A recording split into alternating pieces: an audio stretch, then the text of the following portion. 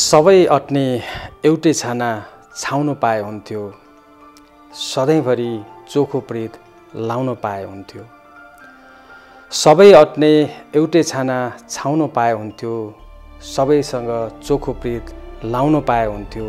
हिमाल, पहाड र तराईको शब्द जोडेर सधैँभरि देशको गीत गाउन पाए हुन्थ्यो, सधैँभरि देशको गीत गाउन पाए हुन्थ्यो। बहुमुखी प्रतिभाका धनी सूर्य प्रसाद लाक्कोजुको जन्म बुबा विष्णु प्रसाद लाक्कोजु र आमा हेम मायाका सुपुत्रका रूपमा 2033 सालमा काभ्रे जिल्लाको प्राचीन सहर पनौतीमा भएको हो। आफ्नो बुबाले आफू सानो हुँदा गाएका भजन, टुक्काहरू र लोकगीत सुनेर साहित्यतर्फ आकर्षित भएका लाक्कोजुको सांस्कृतिक र साहित्यिक प्रेम प्रशंसनीय छ। साहित्यिक र सामाजिक व्यक्तित्व लोकाजुका कविता, मुक्तक, निबन्ध, जीवनी, बाल साहित्य, आख्यान, हाइकु लगायतका विविध विधामा कलम चलाउँदै आएका छन्।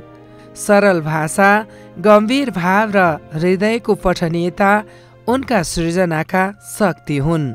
आजको व्यावसायिक युगमा पनि साहित्य, कला, संस्कृतिको विकासमा समर्पित लाक्कोजु अक्षर मार्ग साहित्यिक पत्रिका पनौतीका प्रकाशक तथा सम्पादक हुन्। उनका प्रकाशित कृतिहरू स्पर्श, मेरो मन, मेरो मित, घामको चुम्बन, मेरो घाम, घाम फुल्ने याम, भावनाका फुलहरू, फुलहरूको मेला, शाश्वत स्वरहरू, स्वर्णिम धुन, अक्षरका स्वरूप, सत्याग्रह, गुराँस फुल्ने मन, पनौतीको 12 वर्षे मकर मेला, पनौतीका केही जात्रा र पर्वहरू, स्मृतिका आलेखहरू, प्रेरणाको चौतारी, कोपिला, यमरी, घाम उदायो, मेरो घाम, फुलै फुल, साथी, मेरो सानो घर, आसामको स्पर्श, स्मृतिको आँखी झ्यालबाट लगायत उनका दर्जनौं पुस्तकहरू प्रकाशित छन्।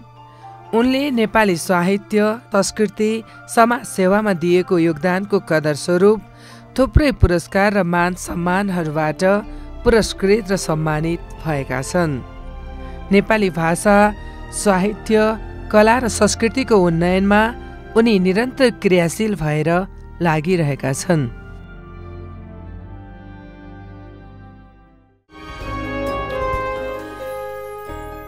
गुराँस फुल्ने मनहरूमा अक्षरको स्वर ओह्रालिरह्यो, गुराँस फुल्ने मनहरूमा अक्षरको स्वर ओह्रालिरह्यो, साहित्यका अनेक विधामा सधैँ सधैँ रमिरह्यो, साहित्यका अनेक विधामा सधैँ सधैँ रमिरह्यो। नमस्कार, एबी न्युज खबरको साहित्यिक कार्यक्रम स्रष्टा र साहित्यमा यहाँहरूलाई हार्दिक स्वागत छ। म भगवती बस्नेत। साप्ताहिक कार्यक्रम स्रष्टा र साहित्यमा हामी नेपाली भाषा, साहित्य, कला र संस्कृतिको क्षेत्रसँग सम्बन्धित एकजना स्रष्टासँग भेटवार्ता गर्ने गर्छौँ। आजको भेटवार्ताका लागि हामीसँग हुनुहुन्छ चर्चित साहित्यकार सूर्य लाक्कोजु। यहाँलाई कार्यक्रममा हार्दिक स्वागत छ। नमस्कार म्याम, धन्यवाद छ। यहाँ चाहिँ 50 को दशकदेखि नेपाली भाषा, साहित्य, संस्कृतिमा चाहिँ विशेष रूपमा लागिरहनु भएको छ।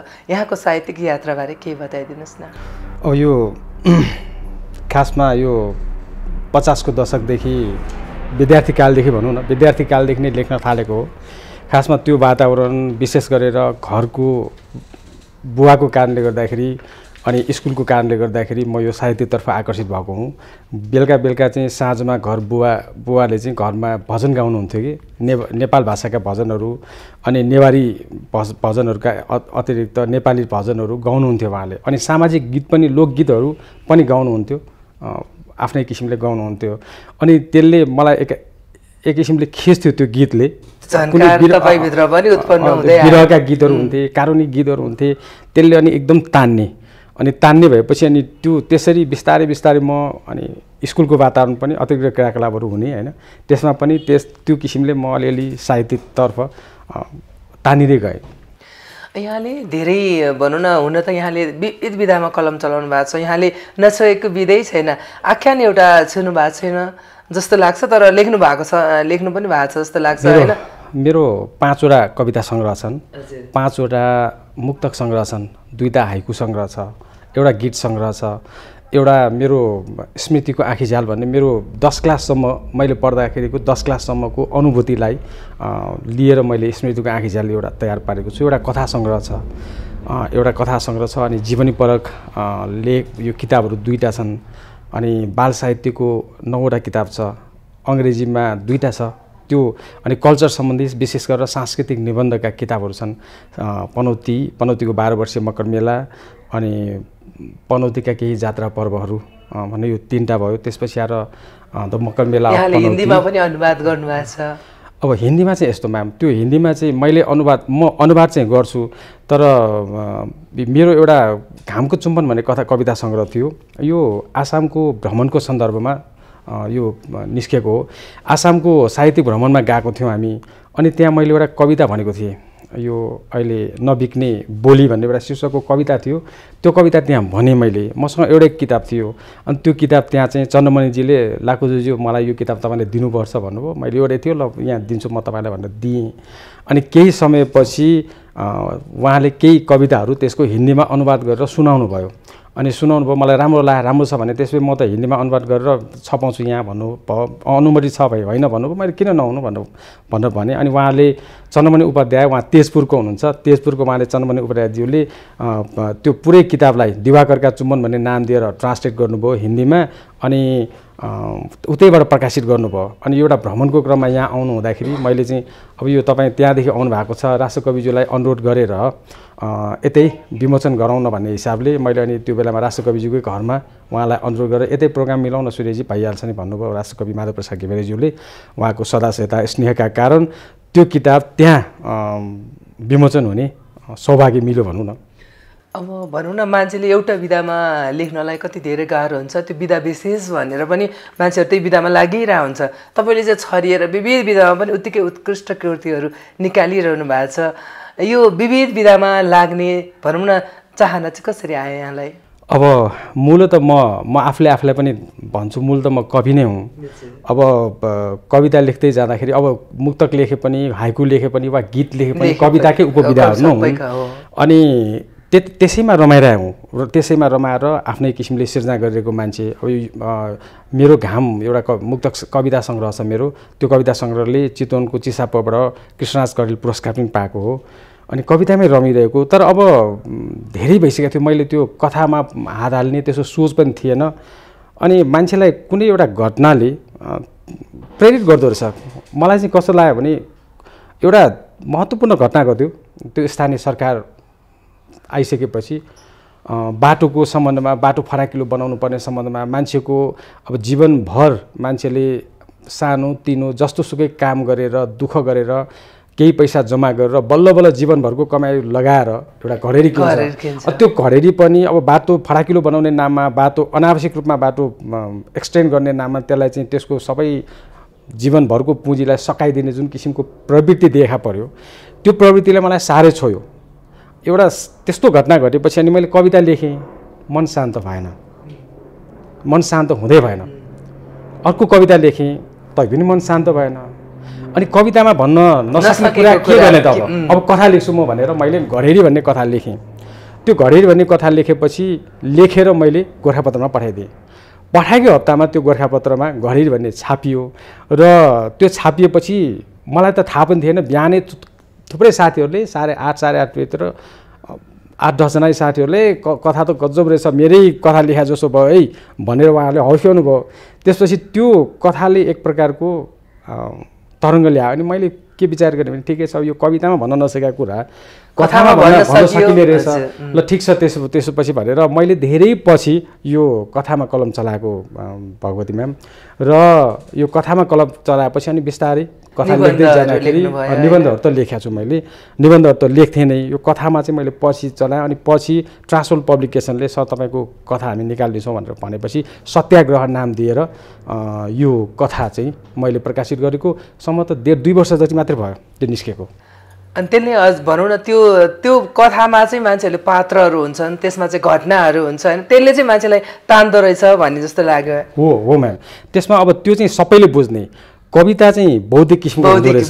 अनि यो कथा चाहिँ मेरो कथा कस्तो भने एकदमै दार्शनिक टाइपको कथा होइन, वा एकदमै मनोवैज्ञानिक टाइपको वा धेरै बौद्धिक वर्गको लागि भन्दा पनि सामान्य जनता सामान्य मान्छेका लागि लेख्ने लेखक जस्तो लाग्छ मलाई, कथाकार जस्तो लाग्छ। मैले मेरो कथा चाहिँ धेरै ठुलो बौद्धिक वर्गको लागि वा धेरै ठुलो आदर्श खोज्नेहरूलाई त्यो होइन कि तपाईँको मान्छेको सामान्य मान्छेको दिनमा आउने विभिन्न किसिमका समस्याहरू हुन्छन्, बाधा अवरोधहरू हुन्छन्, त्यसैको प्रतिबिम्ब लेख्ने कथाकार हुँ कि जस्तो लाग्छ कि मलाई चाहिँ। यहाँले आफ्नो साहित्य मात्रै लेख्नुहुन्न, यहाँले अब विद्यालय सञ्चालन पनि गर्नुहुन्छ, अक्षर मार्ग भन्ने एउटा पत्रिका पनि निकालिरहनु भएको छ। यो सबै कामको लागि समय चाहिँ कसरी जुराइरहनु भएको छ?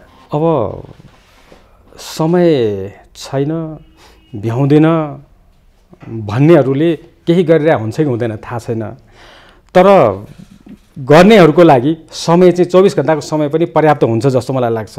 अब स्कुल पनि मैले चलाएको छु, यहाँले भन्नुभयो जस्तै स्कुलमा पनि मैले समय दिएको छु, सृजनाको काममा पनि म छु, साहित्यिक पत्रकार सङ्घको केन्द्रीय कोषाध्यक्ष छु अहिले पनि। त्यसपछि अक्षर मार्ग भन्ने हाम्रो पत्रिका निस्किन्छ, अक्षर मार्गले विविध समयमा जस्तो वार्षिक रूपमा हामी 6-7 जनालाई सम्मान गर्छौँ, थोरै बाटो खर्च दिएर हामी सम्मान गर्छौँ। यसको अलावा हामीले चाहिँ अक्षर मार्गले अरूले नगरेको काम, सम्मान त सबैले गरिरहेछन्, अरूले नगरेको काम नेपाली वाङ्मयको क्षेत्रमा जसले उल्लेखनीय योगदान गरेका छन्, जसलाई सम्झने पर्ने तत्त सङ्घ संस्थाले सम्झेका छन्, त्यस्ता प्रबुद्ध व्यक्तिहरूको, त्यस्ता वाङ्मय सेवीहरूको एउटा पुस्तक एउटा वर्षको सकिन्छ भने वर्षको, नसके 2 वर्ष एउटा पनि निकाल्नुपर्छ भनेर हामीले त्यो प्रयास थालेका छौँ। 500-700 पेजसम्मको निकालेका छौँ। अहिलेसम्म हामीले डाक्टर गोविन्दराज भट्टराईको ठुलो मोटो किताब निकालेका छौँ, देवप्रसाद बनवासीको निकाल्यौँ, ज्ञानकाजी मानन्दरको निकाल्यौँ, संस्कृतिविद यो के भन्छ सत्यमोहन जोशीको होइन, यो गणेशराम लाछीको हामीले किताब निकाल्यौँ। यसरी विविध व्यक्तित्वहरूको हामीले संस्कृतिमा, साहित्यमा, कलामा योगदान गर्ने पर्सनालिटीहरूलाई एउटा आफूले लेख्नुको साथसाथै एउटा लेख्ने मान्छेलाई प्रोत्साहन दिनको लागि, उनीहरूको उत्साह बढाउनको लागि पनि काम गरिरहनु भएको छ। उहाँको व्यक्तित्व र कृतित्व झल्किने गरी हामीले चाहिँ एउटा किताब निकालिदिन्छौँ। त्यो किताब चाहिँ उहाँप्रति कमसेकम हामीले, अब मलाई चाहिँ कस्तो लाग्छ भने कसैलाई सम्मान दिनु छ, सम्मानको हकदार जो मान्छे छ, जो श्रद्धाको हकदार छ, त्यो मान्छेलाई बाँच्दा नै गर्नुपर्छ सबै कुरा, मरेपछि त अब मरेपछि देखिने स्वर्गको कुनै काम हुँदैन भन्छन् नि। त्यही भएर बाँचुन्जेल नै, बाँच्दाखेरि नै तिनीहरूलाई हामीले सम्झ्यौँ भने उहाँहरूलाई कमसेकम पनि मनमा एक किसिमको त्यो आत्मीय आनन्द जुन छ, त्यो आत्मीय आनन्द पैसाले दिँदैन म्याम। त्यही भएर यस्तो काम गर्नुपर्छ जस्तो लाग्छ मलाई चाहिँ। यहाँले घामको बिम्बसँग चाहिँ अत्यन्तै मोह रहेको देखिन्छ होइन। यहाँका कविताको शीर्षकहरू चाहिँ घामको चुम्बन, मेरो घाम, घाम फुल्ने याम भनेर धेरै धेरै घामसँग सम्बन्धित यहाँको बिम्बहरू चाहिँ मैले पाएँ। त्यस्तो विशेष केही छ घामसँगको? अब मेरो नाम पनि सूर्य, यो मलाई उज्यालो मनपर्छ, उज्यालो मनपर्छ। अब यसको अर्थ अँध्यारो मन पर्दैन भन्ने होइन, अँध्यारो भएर नै उज्यालो छ। अँध्यारोलाई तपाईँले डिलिट गरिदिने हो, हटाइदिने हो भने उज्यालोको महत्त्व पनि हुँदैन। त्यसैले अँध्यारो वा उज्यालो मध्ये उज्यालो मनपर्छ। म त पहिला पनि मैले भन्ने गरेको के छु भने उज्यालो ठाउँमा गएर बस्न त सबै सकिहाल्छन्, तर अँध्यारो ठाउँलाई उज्यालो बनाउन सक्नु चाहिँ ठुलो कुरा हो होइन। त्यसैले गर्दाखेरि मलाई उज्यालो साह्रै मनपर्छ। यो उज्यालो चाहे जुनसुकै होस्, चाहे ज्ञानको क्षितिज होस् वा अरू कुनै क्षितिज होस्, ज्ञानको उज्यालो होस् अथवा अरू कुनै उज्यालो होस्, यो उज्यालो चाहिँ मलाई मनपर्छ, घाम मलाई मनपर्छ। त्यही भएको हुनाले मैले चाहिँ त्यो घामसँगै अहिले अर्को एउटा नयाँ कविता सङ्ग्रह निस्किँदैछ, त्यसको शीर्षक चाहिँ घामको पर्खाल। जस अब आफ्नै प्रतिबिम्ब पनि हो, किनभने आफू पनि त्यही एउटा स्वनाम पनि छ आफ्नो होइन, त्यो फरक तरिकाको छ। त्यो मलाई राम्रो लाग्यो तपाईँको त्यो सोचाइ अनि त्यसभित्र लेखेका कुराहरू त्यहाँ चाहिँ राम्रो लागेर त्यो कुरा सोध्न पनि खोजेँ। यहाँले जापानी शैलीमा लेखिने हाइकु पनि 2वटा सङ्ग्रहहरू निकाल्नु भएको छ। हाइकु लेख्नलाई होइन 5-7-5 को हामी सूत्र प्रयोग गरेर लेख्छौँ, छोटो छोटो हुन्छ, तर कति जति राखेर निकाल्नु भएको छ यहाँले? मैले त्यसमा 575 को नियम नै छ, तर हाइकुमा चाहिँ 575 को नियम मात्र भएर पनि पुग्दैन म्याम। अब त्यसमा त्यो प्रकृतिसँगको जुन बिम्बात्मक संयोजन छ त्यो पनि हुनु पर्यो। फेरि अनि मैले हाइकु अहिले पनि लेख्छु, तर मैले किताब ननिकालेको कारण के भने म अलिकति यसमा चाहिँ अलमल छु। जस्तो अलमल भने अर्थ के भने हामी कहाँ हाकपारे छ, हाकपारे पनि सम्भवतः त्यही 575 कै नियममा लेखिन्छ होला। अनि संस्कृतमा एउटा त्रिष्टुप छन्द भन्ने हुन्छ, त्यो त्रिष्टुप छन्द पनि 575 हुन्छ कि। अब मलाई अलिकति अब यसमा चाहिँ मेरो अध्ययन गर्नु बाँकी छ, अध्ययन गर्न बाँकी छ। अब यो त्यो हाइकु भएर आएको त्यही हाकपारे जापान छिरेर हाइकु भएर आएको हो कि अथवा हाम्रो त्रिष्टुप छन्दकै कुनै एउटा परिमार्जित रूप पो हाइकु हो कि हैन। हाकपारे जापान छिरेर हाइकु भएर आएको भयो भने त्यसको विषयमा पनि त हामीले केही त गर्नु पर्यो अनुसन्धान हैन, त्यसको अध्ययन गर्न बाँकी छ म्याम। त्यही भएर मैले त्यो हाइकुको किताबहरू अरू बाँकी किताब चाहिँ प्रकाशन गरेको छैन। यहाँले निबन्ध पनि लेख्नु भएको छ, विशेष गरी पनौतीमा त्यहाँका सांस्कृतिक पर्वहरू जात्राहरू त्यो बारेमा चाहिँ यहाँले विशेष लेख्नु भएको छ। त्यो क्षेत्रको मकर मेला लाग्छ नि, त्यहाँ 12 वर्षे मकर मेला, त्यो बारे केही बताइदिनुहोस् न। अब हेर्नुहोस्, पनौती संस्कृति र प्रकृतिले माया गरेको सुन्दर ठाउँ जस्तो लाग्छ मलाई। यो संसारमा थुप्रै ठाउँहरू छन् जसलाई प्रकृतिले पनि माया गरेको होस्, संस्कृतिले पनि माया गरेको होस्। पनौती यो मानेमा भाग्यमानी ठान्छु म। पनौती ऐतिहासिक स्थल पनि हो। संसारमा हिन्दू धर्मको उसमा दुईटा मात्र प्रयाग छ, एउटा दक्षिणको प्रयाग, एउटा पनौतीको उत्तरको प्रयाग, जहाँ 12 वर्षमा मेला लाग्छ। मकर मेला माघ महिनाभरि मकर मेला लाग्छ र त्यसको प्रताप, त्यसको धार्मिक महत्त्व अत्यन्त ठुलो रहेको छ। र यो उत्तर प्रयाग मात्र होइन, त्यसलाई सचीतीर्थ पावनधाम भन्ने पनि गरिन्छ। वास्तवमा पनौती पुरानो प्राचीन पनौती चाहिँ रोशी र पुण्यमाता खोलाको बीचमा छ। र पहिला एउटा के भनाइ थियो भने पनौती भनेको घरभन्दा मन्दिर धेरै हुने सहर हो भनेर भनिन्थ्यो। अहिले पनि तपाईँ पाइलै पछि हिँड्दै जाँदाखेरि तपाईँ पुरानो प्राचीन पनौतीमा पाइलै पछि तपाईँहरूले मन्दिर देख्नुहुन्छ। त्यसैले सांस्कृतिक, धार्मिक, ऐतिहासिक र पुरातात्विक दृष्टिकोणले साथै प्राकृतिक दृष्टिकोणले पनि पनौतीको आफ्नै गरिमा, आफ्नै महत्त्व रहेको छ। जस पनौतीदेखि यहाँ हाम्रो कार्यक्रमलाई एकदम महत्त्व दिएर यहाँसम्म आउनुभएको छ। यहाँसँग पनौतीका बारेमा नै हामी धेरै कुराकानीहरू गरिरहेछौँ। यहाँले बाल साहित्यमा पनि कलम चलाउनु भएको छ, बाल साहित्यका थुप्रै किताबहरू निकाल्नु भएको छ। बाल साहित्य लेख्नको लागि अलिकति छुट्टै मनोविज्ञान, बालबालिकाको मनोविज्ञान पनि जान्न जरुरी हुन्छ, कतिको सहज छ? अब मलाई चाहिँ सबैभन्दा लेख्न गाह्रो भनेको त्यो बाल साहित्य जस्तो लाग्छ मलाई। अब म बाल साहित्य लेख्दाखेरि अब म आफू पनि बच्चाहरूसँग खेलिरहेको हुन्छु स्कुलमा, त्यो भएको हुनाले पनि होला म त्यो बाल बच्चासँग खेलेर बालबच्चासँगै बच्चा जस्तो बनिसकेपछि बल्ल बाल साहित्यको कथा होस् अथवा कविता होस् त्यो चाहिँ ठ्याक्कैसँग आउँछ हैन। अनि उनीहरूको भावनासँग ठ्याक्क मिलेपछि त्यति भएपछि अनि उनीहरूकै लेभलमा हाम्रो दिमागलाई उनीहरूकै लेभलमा लानु पर्यो के, उनीहरूकै लेभलमा लानु पर्यो।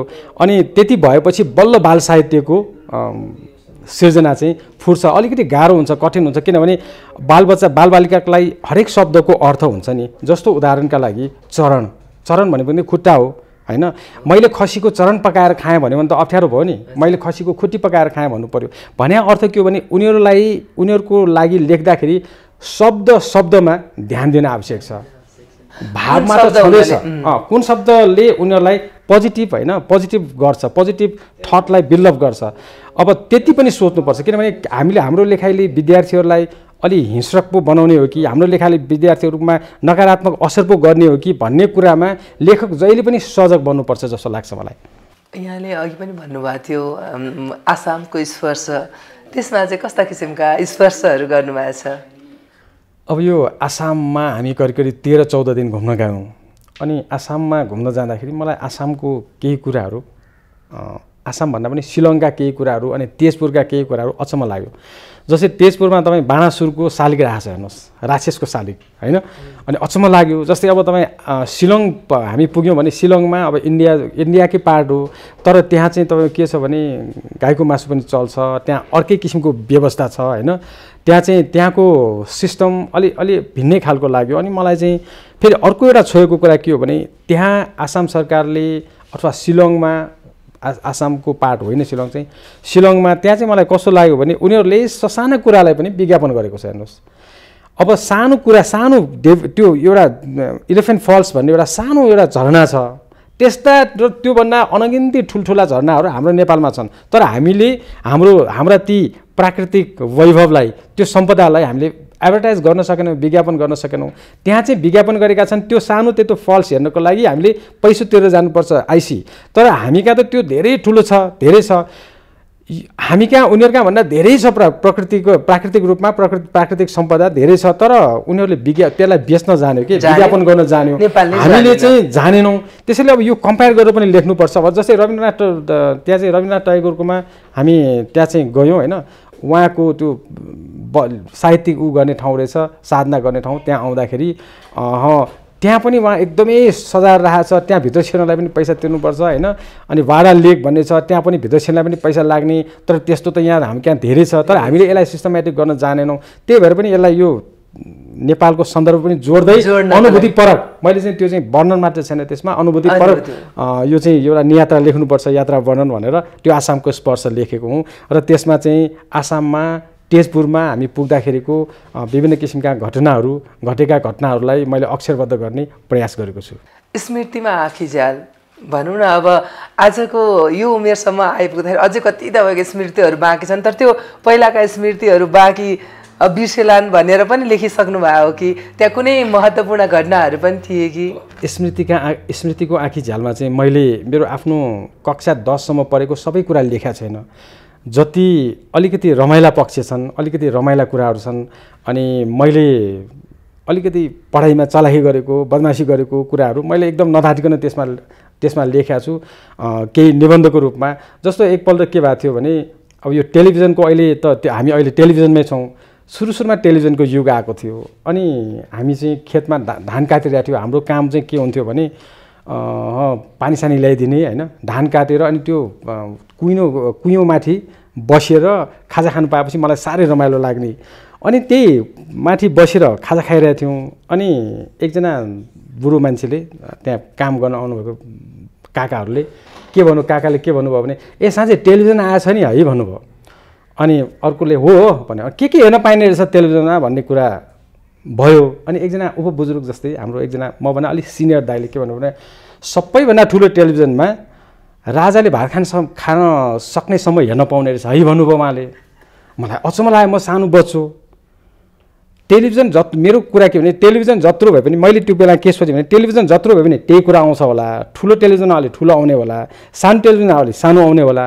अनि ठुलो टेलिभिजनमा चाहिँ राजाले भात खाएकोसम्म हेर्न मिल्ने भनेपछि के भने होला, यो त नहुनु पर्ने हो भनेर मैले त्यो सोचेको थिएँ कि त्यो बेलामा त्यस्तो किसिमको कुराहरू, रमाइला कुराहरू। अहिले पनि त्यो दाइ भेट्यो भने म त्यो कुरा सम्झिन्छु र हाँस्छु उसँग। यो कुरा लेखिदिएको छु, मैले नाम लेखेको छैन। अनि यस्ता अलि रमाइला कुराहरू, जस्तो माछा मार्न गएको बेलामा हामी माछा मार्न जान्थ्यौँ। माछा मार्न जाँदाखेरि साथीले ठुलो माछा पक्रेँ भनेर सर्प समात्नु भयो। इट्स ह्यापन रियल, समात्नु भयो। अनि उहाँको त हात पुरा बेर्यो। अनि मैले सर्प फाल्नु भने फालो भनेपछि उसले स्वाट फालिदियो। त्यो पछि हामीले माछा मार्न गएनौँ। अनि फुटबल खेल्दाखेरि मेरै गल्ती हो, फुटबल खेल्दाखेरि एकजना साथीलाई मैले कुटेँ होइन। अनि पछि मैले माफी मागेँ। अब माफी माग्नु सानो बन्नु त हुँदै होइन।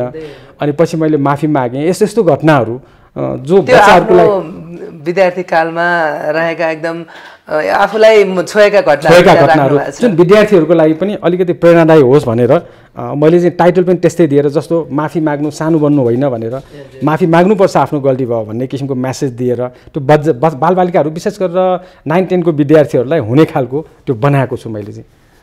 यहाँ चाहिँ काठमाडौँभन्दा बाहिर हुनुहुन्छ होइन, अहिले चाहिँ नेपाली साहित्यमा कृतिहरू धमाधम आइरहेका छन्, तर त्यसको स्तरीयता अनि त्यसका पाठकहरू कस्तो पाउनु भएको छ? अब नेपालमा साहित्यिक पाठक सीमित नै छन्, तर विशेष गरेर आख्यानले आफ्नो क्षेत्र फैलाएको पनि छ।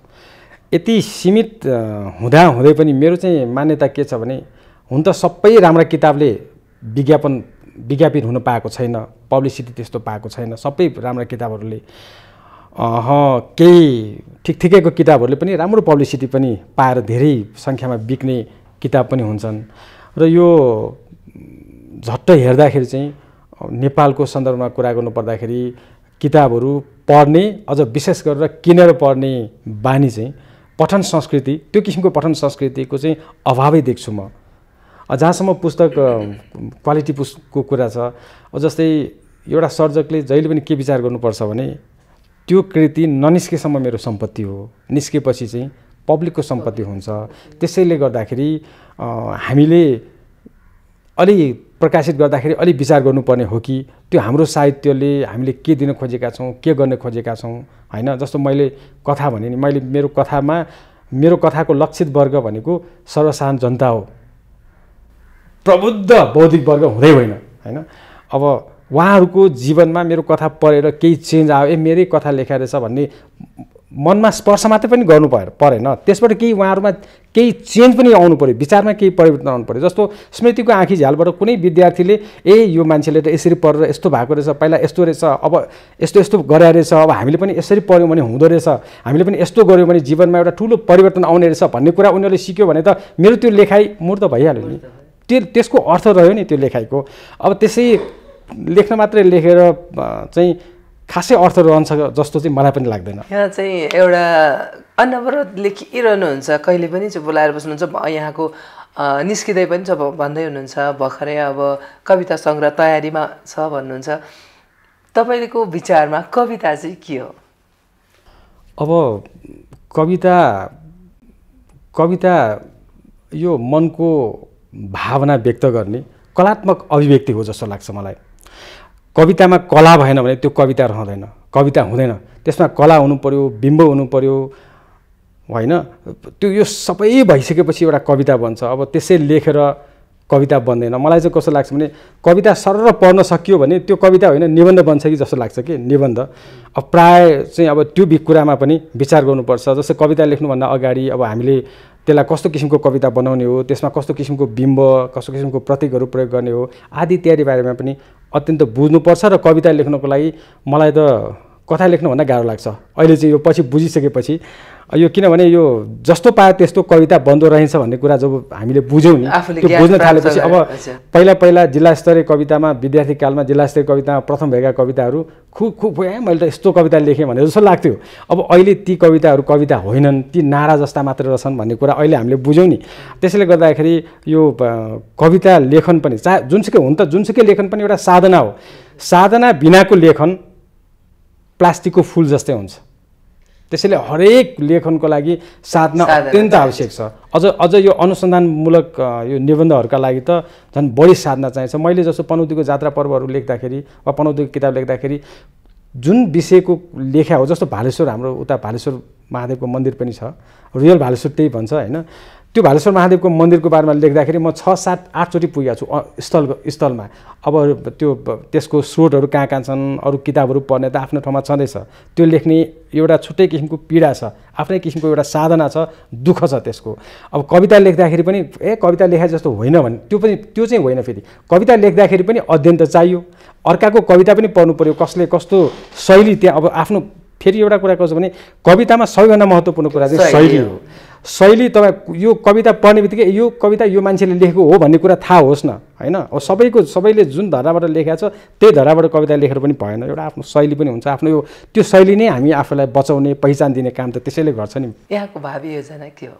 खासै त्यस्तो योजना बनाएर हिँड्दैन म होइन। अब मेरो चाहिँ मैले सोध्न खोजेको चाहिँ नेपाली साहित्यमा यस्तो गर्छु भन्ने एउटा योजना हुन्छ। अब मेरो चाहिँ यो अक्षर मार्ग अब केही समयपछि अनलाइनमा लाने मेरो योजना छ, अनलाइन निकाल्ने योजना छ।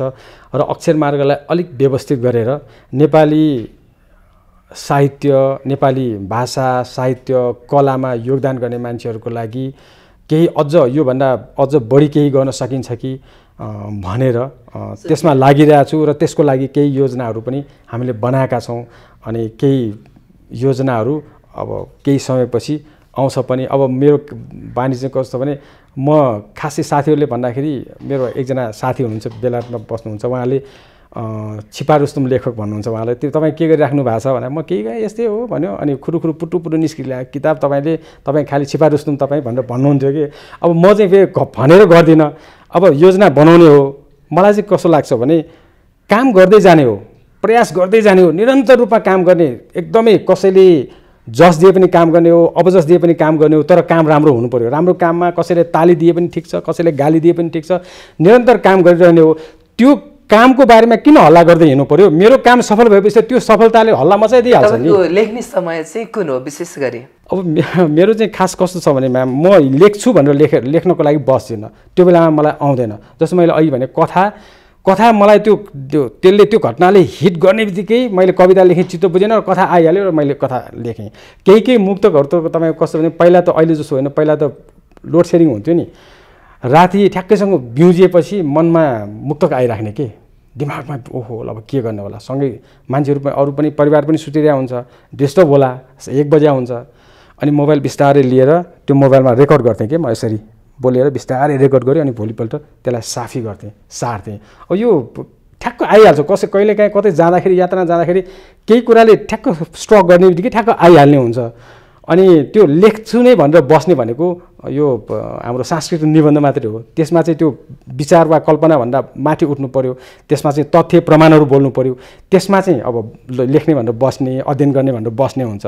अरू साहित्यमा चाहिँ त्यसरी धेरैवटा कृति सिर्जनाहरू निस्केका छन्। यहाँ चाहिँ बहुमुखी प्रतिभाको धनी हुनुहुन्छ, धेरै कुराहरू छ। अब हाम्रो थोरै समयमा धेरै कुरा गर्न पनि सम्भव हुँदैन, त्यसैले अन्तमा मैले सोध्न छुटाएको र यहाँलाई भन्न मन लागेको केही विशेष कुरा छ भने बताइदिनुहोस्। त्यस्तो खासै त केही पनि छैन। एभिन्युज टेलिभिजनमा यो तपाईँसँग जुन जस्तो किसिमको साक्षात्कार गर्ने मौका मिल्यो र सम्पूर्ण दर्शकहरूले हेरिराख्नु भएको छ, उहाँहरू सबैलाई र तपाईँहरू सबैलाई आउँदै गरेको नयाँ वर्षको शुभकामना भन्न चाहन्छु। र साथसाथै नेपाली भाषा साहित्यलाई सदैव माया गरिदिनु होला। सबैजनाले सकिन्छ लेखेर माया गरिदिनु होला। सकिँदैन निस्केका नेपाली साहित्यका राम्रा कृतिहरू किनेर अथवा उपहार मार्फत वा त्यो पनि सकिएन भने लाइब्रेरीमा गएर भए पनि नेपाली साहित्यको अध्ययन चाहिँ गरिदिनु हुन म सबै आदरणीय दर्शक महानुभावहरूलाई पनि अनुरोध गर्दछु। र दर्शक महानुभावहरूमा यो जुन किसिमको म्यासेज दिने ठाउँमा मलाई पुर्याइदिनु भएको छ, भगवतीजीलाई पनि धेरै धेरै धन्यवाद छ। यहाँको यो अमूल्य विचार अनि यो समयको लागि हार्दिक आभार। हजुर धन्यवाद छ। कार्यक्रम स्रष्टा र साहित्यको आजको निर्धारित समय सकिसकेको छ। अर्को हप्ता पुनः एकजना स्रष्टासँग उपस्थित हुनेछौँ। खबरभित्रको खबरको लागि हेर्दै रहनुहोला एभी न्युज खबर। नमस्कार।